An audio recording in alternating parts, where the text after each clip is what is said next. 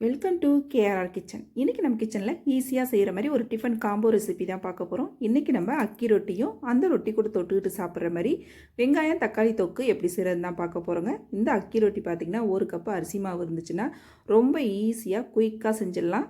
ரொம்ப அருமையாக இருக்கும் டேஸ்ட்டு சாப்பிட்றதுக்கு. எப்படி செய்கிறதுன்னு நம்ம வீடியோக்குள்ளே போய் பார்ப்போம். அதுக்கு முன்னாடி நம்ம சேனலில் இப்போ தான் ஃபஸ்ட் டைம் பார்க்குறீங்கன்னா சப்ஸ்கிரைப் பண்ணி வச்சுக்கோங்க. கூடவே பெல் சிம்பிள் ப்ரெஸ் பண்ணி ஆளுங்கிற ஆப்ஷனையும் ப்ரெஸ் பண்ணி வச்சுக்கோங்க. அப்போ தான் நான் போடுற வீடியோஸ் எல்லாம் உங்களுக்கு தொடர்ந்து நோட்டிஃபிகேஷனில் உடனுக்குடனே கிடச்சிக்கிட்டு இருக்கும். இப்போ வாங்க இந்த அக்கி ரொட்டியும் தக்காளி தொக்கும் எப்படி செய்கிறதுன்னு பார்த்துடலாம்.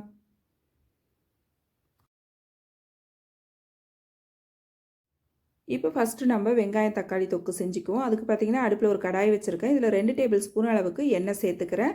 எண்ணெய் நல்லா காஞ்சி வரட்டும். எண்ணெய் காஞ்சதுக்கப்புறம் பார்த்திங்கன்னா 1/2 டீஸ்பூன் அளவுக்கு உளுந்து, 1/2 டீஸ்பூன் அளவுக்கு கடுகு சேர்த்துக்கிறேன்.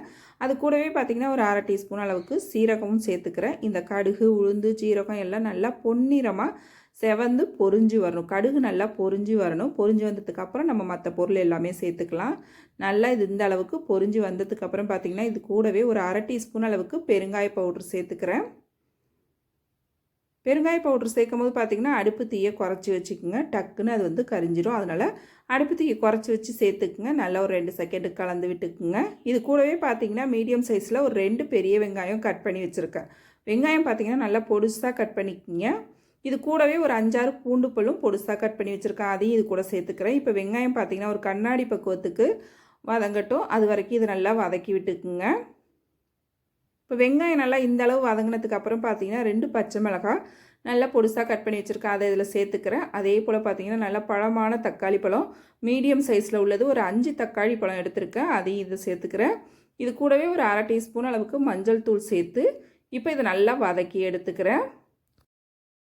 தக்காளி பழம் பார்த்திங்கன்னா நல்லா வதங்கி மசிஞ்சு வரணும். அது வரைக்கும் நல்லா இதை வதக்கி விட்டுக்குங்க. நல்லா இந்த அளவு வதங்கினதுக்கப்புறம் இதில் நம்ம மசாலா பொருள் எல்லாம் சேர்த்துக்கலாம். இப்போ இதில் 1/2 டீஸ்பூன் அளவுக்கு தனி மிளகாத்தூள் சேர்த்துக்கிறேன். இது கூடவே ஒரு 1/2 டீஸ்பூன் அளவுக்கு காஷ்மீரி சில்லி பவுடர் சேர்த்துக்கிறேன். 1 டீஸ்பூன் அளவுக்கு மல்லித்தூள், 1/2 டீஸ்பூன் அளவுக்கு சோம்புத்தூள், அப்புறம் 1 டீஸ்பூன் அளவுக்கு உப்பு சேர்த்துக்கிறேன். எந்த அளவுக்கு உப்பு தேவையோ அதுக்கு தகுந்த அளவு சேர்த்துக்குங்க. சேர்த்து இதை பார்த்திங்கன்னா நல்லா ஒரு 2 செகண்டுக்கு நல்லா கலந்து விட்டுக்குங்க. நல்லா கலந்து விட்டதுக்கப்புறம் பார்த்தீங்கன்னா இந்த தொக்கு நீங்கள் ஒரு 2-3 நாள் வச்சிருந்து சாப்பிட போகிறீங்க அப்படின்னாக்கா இது வந்து நல்லா நிறைய எண்ணெய் சேர்த்து செய்யணும். தாராளமாக எண்ணெய் சேர்த்து. இல்லை ஒரே நாளில் சரியாக போயிடும் அப்படின்னு நினச்சிங்கன்னா கொஞ்சமாக தண்ணி சேர்த்து நம்ம இந்த மசாலாவை வேக வைக்கணும். இன்றைக்கி நான் வந்து கொஞ்சமாக தான் செய்கிறேன். ஒரே நாளில் எனக்கு சரியாகிடும். அதனால் இதில் கொஞ்சமாக தண்ணி சேர்த்து நான் வேக வச்சுக்க போகிறேன். நீங்கள் ஒரு 2-3 நாள் வச்சுருந்து சாப்பிட்ணும் அப்படின்னு நினச்சிங்கன்னா நீங்கள் எண்ணெயை கொஞ்சம் அதிகமாக சேர்த்து எண்ணெயிலேயே தான் வேக வச்சு எடுக்கணும். அப்போ தான் ஒரு 2-3 நாள் வரைக்கும் நம்ம வச்சுருந்து சாப்பிட்லாம். கெட்டு போகாமல் இருக்கும். எண்ணெய் அதிகமாக சேர்த்து செய்யும் போது பார்த்திங்கன்னா இந்த தக்காளி தொக்கு இன்னுமே டேஸ்ட்டு ரொம்ப சுவையாக இருக்குங்க. அந்த எண்ணெயில் ஊற ஊற டேஸ்ட்டு நல்லா எடுத்து கொடுக்கும். இப்போ இதில் கொஞ்சமாக ஒரு 1/4 கப் அளவுக்கு தண்ணி சேர்த்து ஒரு 10 நிமிஷத்துக்கு வேக வச்சு எடுத்துக்கிறேன். இப்போ இது நல்லா வேகட்டும். அதுக்கிடையில் நம்ம மாவு கலந்து எடுத்துக்குவோம் ரொட்டி செய்கிறதுக்கு. அதுக்கு பார்த்திங்கன்னா நான் இன்றைக்கி ஒரு 300 கிராம் அளவுக்கு அரிசி மாவு எடுத்திருக்கேன். இப்போ அரிசி மாவு சேர்த்ததுக்கப்புறம் பார்த்திங்கன்னா இது கூடவே கேரட் ஒன்று சின்னதாக துருவி வச்சுருக்கேன். அப்புறம் ஒரு பெரிய வெங்காயம் பொடுசாக கட் பண்ணி வச்சுருக்கேன். 2 பச்சை மிளகாய் பொடுசாக கட் பண்ணி வச்சுருக்கேன். கருவேப்பிலை கொத்தமல்லி அதே போல் பொடுசாக கட் பண்ணி வச்சுருக்கேன். நல்லா எல்லாத்தையும் பார்த்திங்கன்னா எந்த அளவுக்கு நைஸாக கட் பண்ண முடியுமோ அந்த அளவுக்கு நல்லா நைஸாக கட் பண்ணி எடுத்துக்கங்க. இப்போ இந்த கட் பண்ணது எல்லாத்தையும் மாவு கூட சேர்த்துக்கிறேன். இது கூடவே பார்த்திங்கன்னா நீங்கள் பீட்ரூட்டு அப்புறம் முட்டைக்கோஸ் இது போல் காய்கறியும் நம்ம துருவிட்டு சேர்த்துக்கலாம். இதுலேயே ஒரு 1/2 கப் அளவுக்கு தேங்காய் துருவல் சேர்த்துக்கிறேன். அப்புறம் இந்த ரொட்டிக்கு தேவையான அளவு உப்பும் சேர்த்துக்கிறேன். ஒரு 1/2 டீஸ்பூன் அளவுக்கு பெருங்காயத்தூளும் இது கூடவே சேர்த்துக்கிறேன்.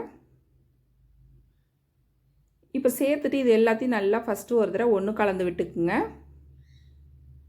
நல்லா எல்லாத்தையும் ஒத்தாப்பில் மாவு கூட கலந்து வர மாதிரி நல்லா கலந்து எடுத்துக்குவோம். நல்லா கலந்து எடுத்ததுக்கு அப்புறம் தான் நம்ம பார்த்திங்கன்னா கொஞ்சம் கொஞ்சமாக தண்ணி தெளித்து இதை நல்லா பிசைஞ்சு எடுத்துக்கணும்.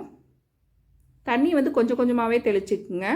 கொஞ்சம் கொஞ்சமாக தெளித்து நம்ம சப்பாத்தி மாவு போல் நல்லா சாஃப்டாக இதை பிசைஞ்சு எடுத்துக்கணும். நம்ம மாவு ரொம்ப தண்ணியும் ஊற்றிடக்கூடாது. அதே சமயம் ரொம்ப திக்காகவும் இருக்கக்கூடாது. மாவு இந்த அளவுக்கு நல்லா தளர்வாக இருக்கணும்.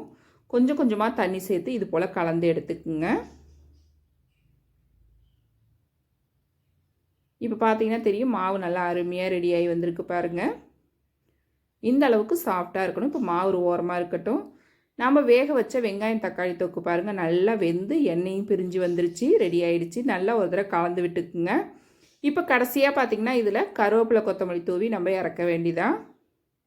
கருவேப்பிலை கொத்தமல்லி தூவினதுக்கப்புறம் பார்த்திங்கன்னா ஒரு 2 செகண்ட் மட்டும் கலந்து விடுங்க. அவ்வளோதான். ரொம்ப அருமையாக சூப்பராக நம்மளோட வெங்காயம் தக்காளி தொக்கு ரெடி ஆகிடுச்சு. இது அக்கி ரொட்டிக்கு மட்டும் இல்லைங்க, சப்பாத்தி எல்லாத்துக்குமே ரொம்ப அருமையாக இருக்கும்.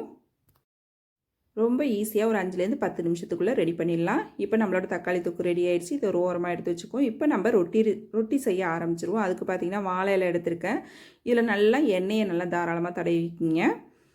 வாழை இலை இல்லைன்னா நீங்கள் பாலித்தீன் கவர் கூட எடுத்துக்கலாம். இப்போ ஒரு சின்ன உருண்டையாக எடுத்து நம்ம இதில் நல்லா ரவுண்ட் ஷேப்புக்கு அடையாக தட்டி எடுத்துக்கணும். கையில் நல்லா எண்ணெய் தொட்டுக்குங்க. அப்போ தான் மாவு வந்து நமக்கு கையில் ஒட்டாமல் வரும். நல்லா வச்சு எல்லா பக்கமும் ஈவனாக இருக்கிற மாதிரி இது போல் கையில் எண்ணெயை தொட்டுட்டு மெல்லிஸாக தட்டிக்கிங்க இந்த அடையை. அப்போ தான் வந்து சாப்பிட்றதுக்கு நல்லாயிருக்கும். நமக்கு நல்லா ஓரங்கள்லாம் ஈவனாக இருக்கிற மாதிரி நல்லா மெல்லிஸாக தட்டி எடுத்துக்குங்க. ஓரங்கள் இது மாதிரி விரிசல் விழும்போது நல்லா இது போல் சேர்த்து விட்டுக்குங்க. சேர்த்து விட்டுட்டு அதுக்கப்புறம் ப்ரெஸ் பண்ணிங்க அப்படின்னாக்கா உங்களுக்கு நல்லா ஒரு ரவுண்ட் ஷேப்பில் அழகாக வரும். ஓரங்களும் நல்லா ஈவனாக மெல்லிஸாக இருக்கிற மாதிரி பார்த்துக்குங்க. அப்போ தான் அடை நல்லா ஒத்தாப்பில் வெந்து நமக்கு எல்லா பக்கமும் நல்லாயிருக்கும் டேஸ்ட்டு சாப்பிட்றதுக்கு. இப்போ அடை தட்டி இந்த அளவுக்கு மெல்லிஸாக தட்டி எடுத்துங்க. இப்போ தோசைக்கல்லில் கொஞ்சமாக எண்ணெய் ஊற்றி அதை நல்லா ஸ்ப்ரெட் பண்ணி விட்டுக்குங்க. இப்போ நம்ம தட்டி வச்சுருக்க அடையை இதில் சேர்த்துக்குவோம். சேர்த்து இலையை வந்து பொறுமையாக அப்படி எடுத்தீங்க அப்படின்னாக்கா உங்களுக்கு இலையில ஒட்டாமல் வரும். நம்ம எண்ணெய் தொட்டுட்டு அடை தட்டுறது அதனால தான் இலையில ஒட்டாமல் வரத்துக்கு தான் நம்ம எண்ணெய் தடவிட்டு தட்டணும். இப்போ இதில் சின்ன சின்ன ஹோல்ஸாக போட்டு இதில் 1 டீஸ்பூன் அளவுக்கு எண்ணெய் சேர்த்துக்குங்க. அப்போ அடை வந்து பார்த்திங்கன்னா 2 பக்கமும் நல்லா வெந்து வரும் நமக்கு. எண்ணெய்க்கு பதிலாக நீங்கள் நெய் கூட ஊற்றி செய்யலாம். டேஸ்ட்டு ரொம்ப அருமையாக இருக்கும்.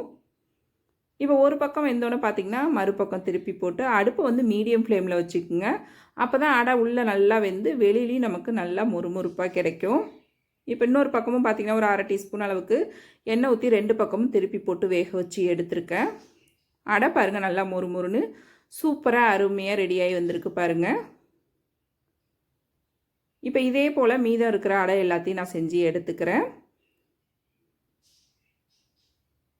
ஒவ்வொரு தடையும் அடையை போடும்போது லைட்டாக எண்ணெய் ஊற்றிட்டு அதுக்கப்புறம் போடுங்க.